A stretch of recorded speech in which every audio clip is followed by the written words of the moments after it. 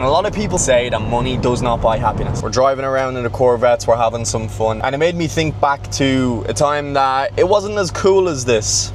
You know, there was times where, you know, I'd be really struggling to feel like it's working. You know, when you're putting in that grind to your business or whatever craft you're trying to do, you know, and this can be for anybody. This can be like, if you want to be a footballer or anything of that, it's gonna feel tough. Like maybe you're going through an apprenticeship. This isn't only for entrepreneurs. Like there's gonna feel like times where you're getting nowhere. There's gonna be setbacks. There's gonna be times where you put a whole load of work into something and you don't get something in return. And one thing that I've figured out over time, that's life. It's not only always gonna be sunshine and rainbows. A lot of people think that as soon as you start a business, the first hour that you put in, you're going to get a result the first day that you put in, the first week, month. Some people have different patient levels, but I can confidently say that I put in work for, it could have been 2 years, and my main craft was content at the time. It could have been 2 years before I got my first result, and that was a viral video. Now back then, my standards were a lot different. You know, a viral video to me would have been 10k, 15k views, and that's truly how long it took. That's truly how long it took. And sometimes you just need to pick your finger out of your ass and just understand that, okay, well, the work that I do today is not going to be resulted tomorrow in a win. The work that I do this week is not going to be a result of next week. And it's the same thing as like the gym. Think about the gym, right? You go to the gym, do you get an immediate return? No, you might get a pump. And that's the same as like a dopamine hit for work. You know, you might build something cool, you might make a video, you might edit it, it might look cool, and that's that dopamine fix that a pump gives you in the gym.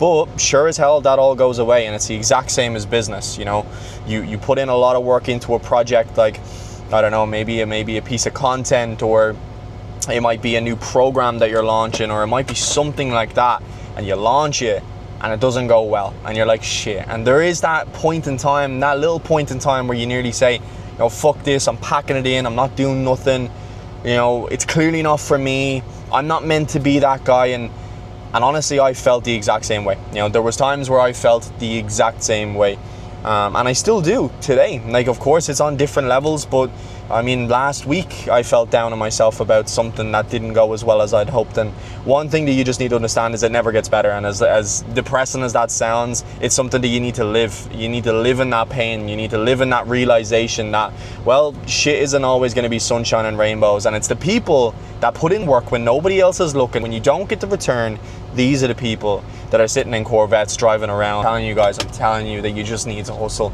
You just need to hustle. And I'm telling you, I'm nothing special. I didn't grow up, I didn't get, you know, handed nothing. I didn't have parents with a background in business. I didn't have nothing. And you see a lot of people out here that are faking it, you know. A lot of people will say, oh, well, I've achieved this and I've achieved that, and they're getting passed down family businesses. Now, of course, my family always gave me everything I needed. You know, I had super caring, you know, mother and father. I'm not going to even go there and say, oh, well, I wasn't given this and I grew up in a poor household and that's a load of bullshit, right? I grew up in a standard working class family. You know, were things as bougie? You know, no. You know, was there times where, you know, our family car broke down in the middle of the grocery store parking lot multiple times and me and my dad had to push it? Yes, certainly. But, you know, I don't like the people that say that they came from absolutely nothing. It's disrespectful to their parents, you know.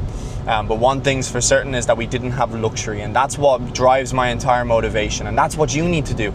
You need to figure out your motivation, your reason why, because without your reason why, I can assure you that you're just going to go back, giving up every single week, starting Monday, letting every single distraction, you know, take your attention. Somebody asks you to the pub, you're like, yeah, okay, fine, because you have the FOMO, you don't want to miss out, and I get it, you're young, but you know what I don't want to miss out on? I don't want to miss out on my children's first steps. I don't want to miss out on, if there's a family emergency, I need to be there, I need to be present, and I need to be able to give the resources. My mother or father need the most expensive surgery, God forbid it never happens. You know, need the most expensive surgery. I want to be able to afford that. I want to be there. And I want to make sure that my family live a long, happy, and healthy life. And if me putting in the work today, saying no to the little distractions today, if that's what that's going to give me, well then, why not? You know, that's my boy. We grew up in the same town together. Very small-minded place. You know, a lot of people would single you out for doing it's something different. You know, I started posting content and news flashes, news in the entire neighborhood, and like that's what happens. You know, and you need to escape that. You need to get out of it. Now, me personally, I moved to Dubai.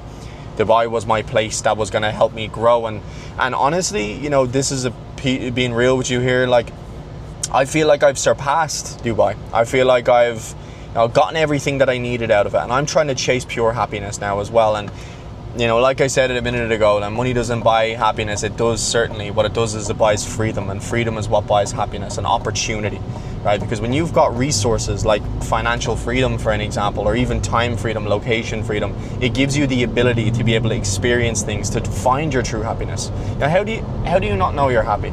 You know, or how do you know you're not happy? Or how do you know you're happy even if you've not experienced the world? You know, so I didn't know that I was happy until I fucking explored driving a supercar, or until I, you know, brought my family on holidays, or until I bought my dad his dream car. I didn't know what happiness was when I was 18 years old. No, I didn't. I knew what my happiness then was, but my happiness now is on a completely different level, and that's what it gives me. That's what money gives me. It gives me freedom. It gives me location, and it gives me the ability to show my heart. And my heart is very big. If you're close to me and you give me your respect, I'll certainly give you mine. And you know, the money has only allowed me to give more, and the more I give, the more I'm happy. So guys, if you want to see more videos from me and my life and what I do and what businesses I own, I really recommend subscribing to this channel. It's the most rawest channel you'll see on YouTube, no doubt about it. I'm just going to tell you the things that everybody else is afraid to tell you. Just subscribe to the channel, and I'll see you in the next one.